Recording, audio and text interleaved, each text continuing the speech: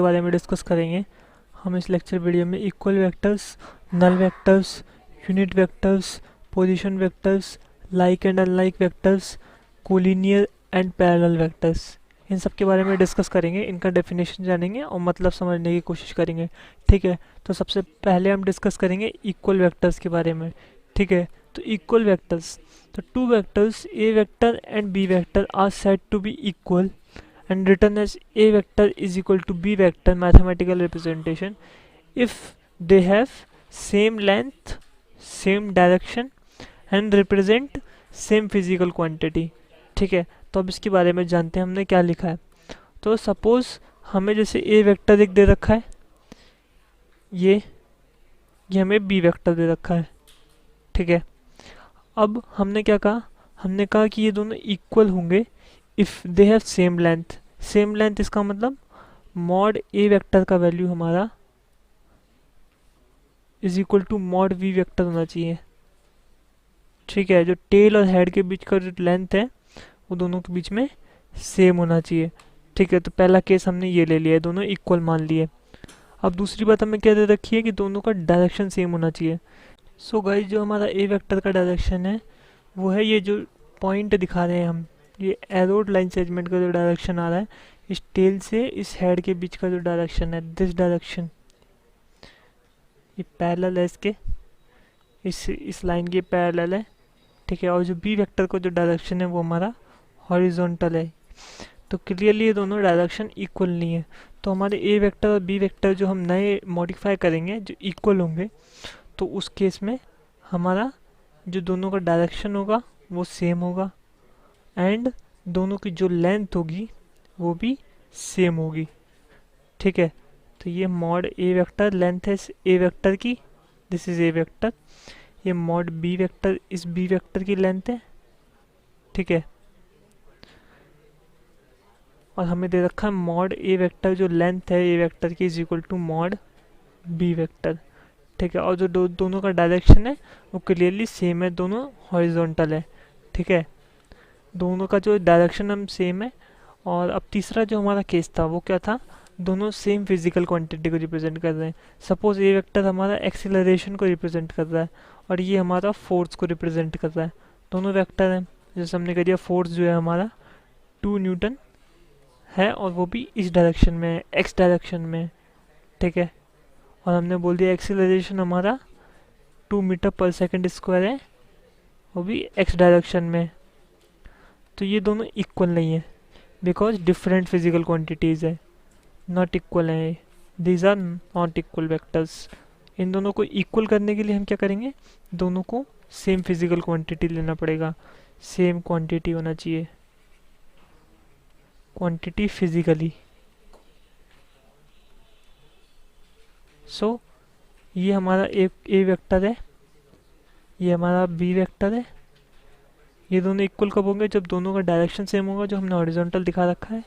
दोनों का magnitude equal होगा, ये मॉड बी वेक्टर है, ये हमारा मॉड ए वेक्टर है। ठीक है, हमें दे रखा है mod A vector is equal to mod B vector and हमें क्या दे रखा है, हमें दे रखा है कि दोनों सेम क्वांटिटी फिजिकल क्वांटिटी को रिप्रेजेंट कर रहे हैं, सेम फिजिकल क्वांटिटी। ठीक है, ये हमारी इक्वल वेक्टर की डेफिनेशन हो गई। So we can write as A vector is equal to B vector, equal vectors.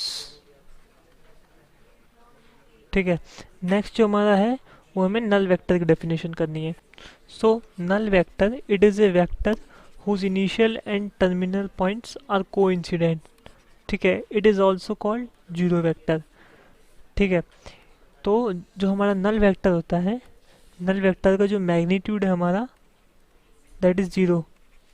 Null vector magnitude is equal to zero, इसलिए ही हम इसे जीरो वेक्टर भी कहते हैं। ठीक है, क्योंकि इसका मैग्नीट्यूड ज़ीरो होता है। अब हमारा क्या था, हमें किसी भी वेक्टर का डायरेक्शन दिखाने के लिए उसका मैग्नीट्यूड चाहिए होता है। अब क्योंकि नल वेक्टर का मैग्नीट्यूड ज़ीरो है, इसलिए नल वेक्टर का कोई भी डायरेक्शन नहीं है, इसका कोई भी डायरेक्शन हो सकता है। So this is called improper vector. ये इम्प्रॉपर वेक्टर होता है।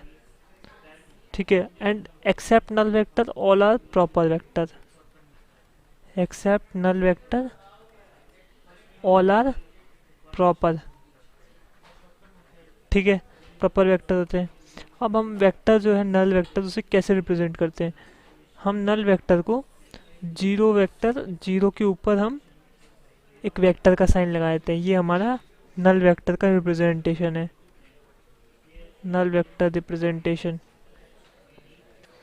हम इसे कार्टेशियन प्लेन में नहीं दिखा सकते, बिकॉज कार्टेशियन प्लेन में दिखाने के लिए हमें इसका डायरेक्शन दिखाना पड़ेगा और नल वेक्टर का कोई डायरेक्शन नहीं होता, ठीक है। नेक्स्ट जो वेक्टर हम डिस्कस करेंगे वो unit vector. So guys, unit vector is A vector whose magnitude is 1, unit vector is A vector whose magnitude is 1, means suppose हमें दे रखा है ए वेक्टर, ये यूनिट वेक्टर का डेफिनेशन है, सपोज हमें दे रखा है ए वेक्टर, तो हम कह सकते हैं unit vector in direction of A vector, in direction of A vector, ये वेक्टर को हम कार्टेशियन प्लेन में दिखाएंगे तो उसका एक डायरेक्शन होगा, तो उस डायरेक्शन में यूनिट वेक्टर होगा उसको हम लिखते हैं that is written as A cap, ठीक है। ए कैप और ए वेक्टर डिफरेंट वेक्टर है, ये बात याद रखना, हम यूनिट वेक्टर ए वेक्टर की डायरेक्शन में ए कैप लिखते हैं। सो this is vector unit vector, तो ये यूनिट वेक्टर है तो इसका जो मैग्नीट्यूड है वो 1 के बराबर होगा, mod A cap is equal to 1, ये हमारा यूनिट वेक्टर का डेफिनेशन रहा। नेक्स्ट वेक्टर हमारा है position vector. So guys, position vector it is A vector representing the position of an object from origin of a particular frame of reference, ठीक है, frame of reference सबसे important है इसमें। So guys, इसे एक बार समझा देते हैं हम। सपोज हमें क्या दे रखा है, हमें दे रखा है कि एक जो है स्टेशनरी फ्रेम है, स्टेशनरी फ्रेम मतलब हमारा जो फ्रेम है वो लिखा हुआ है, ये हमारा फ्रेम हो गया, frame represented by a Cartesian plane है, प्लेन के द्वारा रिप्रेजेंट किया जाता है हमारा फ्रेम, ठीक है। ये एक फ्रेम है, हमें दे रखा है ये एक्स एक्सिस, ये दे रखी है वाई एक्सिस, ये जेड एक्सिस दे रखी है हमें, ये ओरिजिन हो गया, ये हमारा फ्रेम हो गया। तो इसके रिस्पेक्ट में पोजीशन वेक्टर, इसका मतलब हमने क्या किया है, हमारा ये एक पॉइंट है ए पॉइंट, इसका हमें निकालना है पोजीशन वेक्टर। तो इसका पोजीशन वेक्टर क्या होगा, इसका पोजीशन वेक्टर होगा ओ से ये जो पॉइंट है इन दोनों के बीच को ज्वाइन करने वाली line heading towards a point, ये हमारा पोजीशन वेक्टर हो गया। सो ओ A vector is position vector, ठीक है। अब हमारा सपोज दूसरा फ्रेम हो गया, दूसरा स्टेशनरी फ्रेम हम ले लेते हैं यहाँ पर, सपोज दिस इज हम अनदर फ्रेम ले लेते हैं, ये हमारा फ्रेम 2 है, फ्रेम 2, ये x है, ये y है, ये z है, तो ये फ्रेम 2 का ओरिजिन हो गया। तो फ्रेम 2 के रिस्पेक्ट में इसका जो पोजीशन वेक्टर होगा ए पॉइंट का वो ये होगा, ओ और ए को ज्वाइन करने वाली लाइन जिसका हेड होगा ए की तरफ। तो ओ ए वेक्टर जो आया है हमारा, ओ डैश बोल देते हैं इसे, कंफ्यूज ना हो इसलिए, तो ओ डैश ए वेक्टर जो होगा हमारा that is position vector in frame 2, और जो पहले वाला था हमारा दैट इज फ्रेम 1, ये हमारा फ्रेम 1 था, ये position vector O A vector is position vector in frame 1, ठीक है। तो आई होप आपको समझ में आया होगा डिफरेंट फ्रेम्स कैसे होते हैं। डिफरेंट फ्रेम्स मतलब डिफरेंट ओरिजिन चूज़ कर सकते हैं हम, डिफरेंट कार्टेशियन प्लेन भी चूज़ कर सकते हैं, हम ये भी चूज़ कर सकते हैं कि ये कार्टेशियन प्लेन मूव भी कर रहा है, तो वो सब फिजिक्स की चीज़ें हैं, वो यहाँ काम नहीं आएंगे, ठीक है। तो नेक्स्ट डिस्कस करेंगे हम लाइक एंड अनलाइक वेक्टर, ठीक है। तो vectors are said to be like when they have same sense of direction and unlike when they have opposite sense of direction। तो इसे समझने की कोशिश करते हैं। सपोज जैसे हमें ये वेक्टर दे रखा है ए वेक्टर, ठीक है, हमारा जो ए वेक्टर का डायरेक्शन है वो दे रखा है एक्स डायरेक्शन, ठीक है, प्लस एक्स डायरेक्शन बोल देते हैं इसे, ठीक है। तो और हमारा जो ऐसे सपोज बी वेक्टर दे रखा है, ये इस डायरेक्शन में दे रखा है, इस डायरेक्शन को हम बोलेंगे माइनस एक्स डायरेक्शन। ठीक है, तो हमारे जो ए और बी वेक्टर हैं ये दोनों सेम उसके हैं, क्या बोलते हैं, सेम लाइन ऑफ सपोर्ट है दोनों का। जो लाइन ऑफ सपोर्ट है दोनों का एक्स एक्सिस है, line of support x axis है। लेकिन जो बी वेक्टर का एरो हेड है वो माइनस एक्स की तरफ है और ए वेक्टर का एरो हेड प्लस एक्स की तरफ है।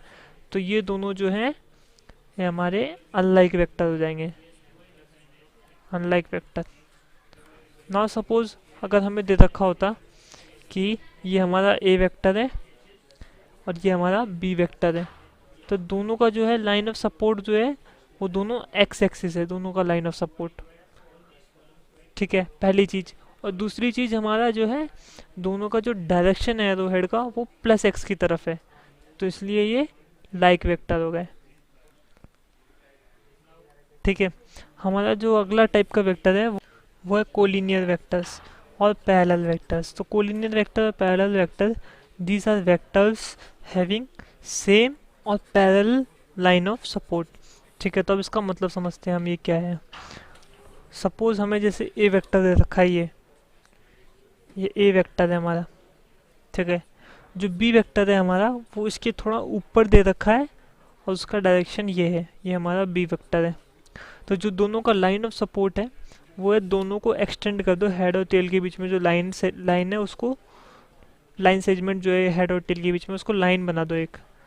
तो ये टेल ये हेड, इन दोनों को हमने एक्सटेंड कर दिया, तो ये हमारा बी का लाइन ऑफ सपोर्ट हो गया, बी लाइन ऑफ सपोर्ट।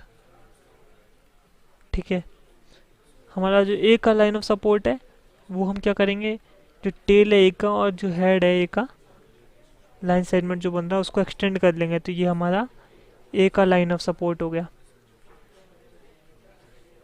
ठीक है, अब इन दोनों का जो लाइन ऑफ सपोर्ट है वो पैरेलल है, तो इसलिए ये जो है हमारे कौन से वेक्टर हो गए, ये हमारे कोलिनियर वेक्टर हो गए, कोलिनियर वेक्टर। ठीक है, ऐसे ही हमने जब ऊपर डिस्कस करा था कि इन दोनों का जो है सपोर्ट जो है सेम होना चाहिए, तो सेम भी हो सकता है सपोर्ट और जो है पैरेलल भी हो सकता है। मतलब जैसे ये बी वेक्टर जो हमने दिखाया है, ये बी वेक्टर ए वेक्टर की लाइन में भी हो सकता है यहाँ पर, और ये बी वेक्टर जो है ऊपर भी हो सकता है। लाइन ऑफ सपोर्ट जो है इसके अंदर भी पैरेलल होना चाहिए था ऊपर वाले में। ठीक है, तो ये हमारे कोलिनियर वेक्टर हो गए। सपोज हमें जैसे ए वेक्टर अगर इधर दे रखा है और बी वेक्टर हमें इस डायरेक्शन में दे रखा है, दोनों का जो लाइन ऑफ सपोर्ट होगा वो कैसा हो जाएगा, हॉरिजॉन्टल, और बी वेक्टर का लाइन ऑफ सपोर्ट ये भी हॉरिजॉन्टल। तो ये दोनों क्या हो गए, कोलिनियर स्लैश पैरेलल वेक्टर और पैरेलल वेक्टर। नेक्स्ट वीडियो में हम डिस्कस करेंगे कुछ और टाइप्स ऑफ वेक्टर। ठीक है।